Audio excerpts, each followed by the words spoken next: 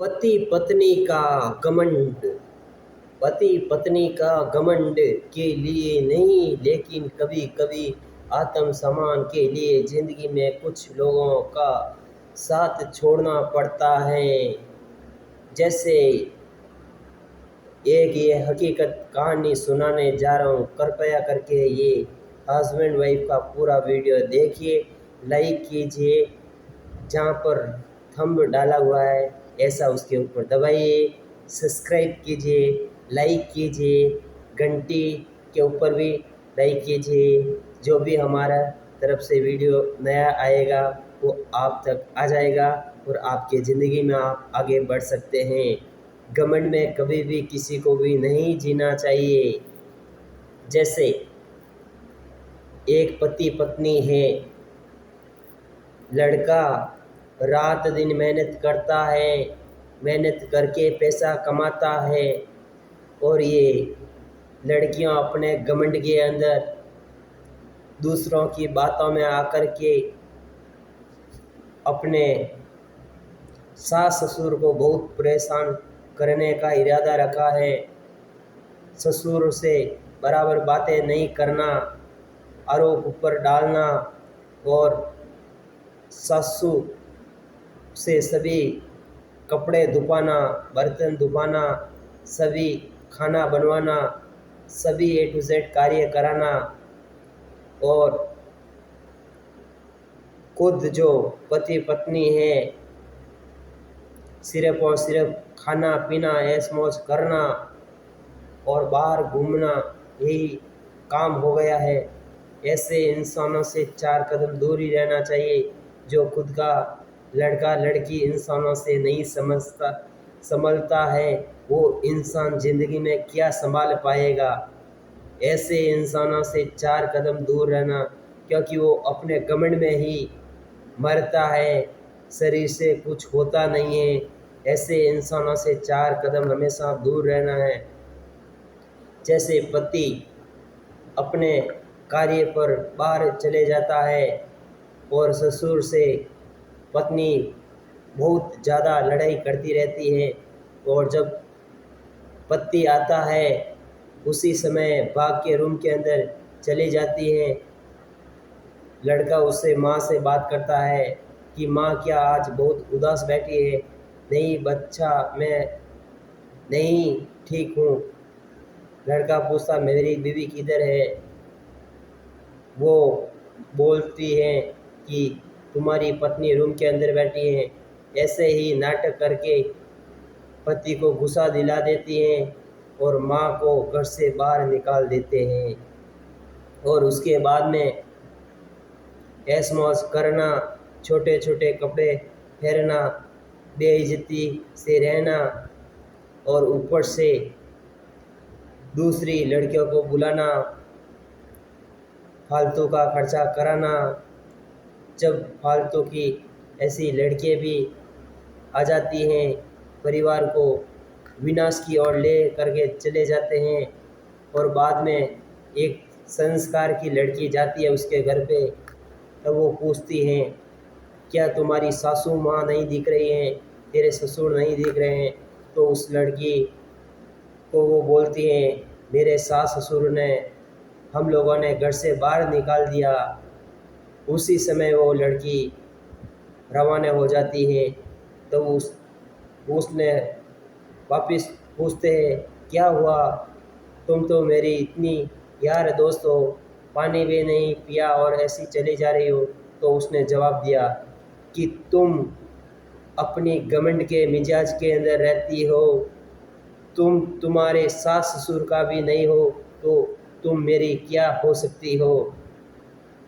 और ऐसे बोलने पर उसको दिल के अंदर दर्द हुआ और उसने पूछा ये तो हम लोगों ने बहुत बड़ी गलती की है। और उसके बाद में उसने समझाया जहाँ पर बुजुर्ग लोग घर में रहते हैं वहाँ पर सभी कार्य बराबर रहता है, और जैसे तुम लोग नालायक अपने माता पिता को घर से बाहर निकाल देते हैं, तुम लोग नरक के अंदर जीते हो, तुम लोगों से कुछ कार्य होने वाला नहीं है। जब तुम्हारे माता पिता अभी तो तुम बाहर निकाले हैं जब उसका अग्नि संस्कार होने के बाद में तुम्हारा भी, तुम्हारी औलाद घर से बाहर निकालने वाली है। बाद में तुम जैसे तुम्हारे ऐसे कर्म करके तुम्हारे माता पिता ने बाहर निकाला है, वही हाल तुम्हारी औलाद तुम लोगों को घर से बाहर निकालेगी। और आने वाला समय ही बताने वाला है, इसलिए बोलना आप लोगों को चाहता हूँ कि ये एक सच्ची घटना है, इसलिए आज ये वीडियो शेयर कर रहा हूँ। क्योंकि इंसान आजकल बहुत ऐसे हो गए हैं पैसों के घमंड में, जो पैसा इंसान के पास में घर और दुकान तक ही रहता है और परिवार शमशान तक ही रहता है। कर्म और धर्म हमेशा साथ में रहता है। इसलिए हम हमेशा बोलते हैं ज़िंदगी में अच्छी सोच रखो, अपनी माता पिता की सेवा करनी सीखो, माता पिता का दिल कभी भी मत दुखाना सीखो। जैसा कर्म करोगे वो वापस भोगना ही पड़ेगा। दूसरों की बातों में जाओगे तो तुम्हारा परिवार बर्बाद हो जाएगा। इसलिए सबकी बात सुनना, अपने दिमाग से सभी कार्य संपूर्ण करना। किसी की भी बातों में आ जाओगे तो पीछे रह जाओगे और तुम्हारी ज़िंदगी बर्बाद हो जाएगी।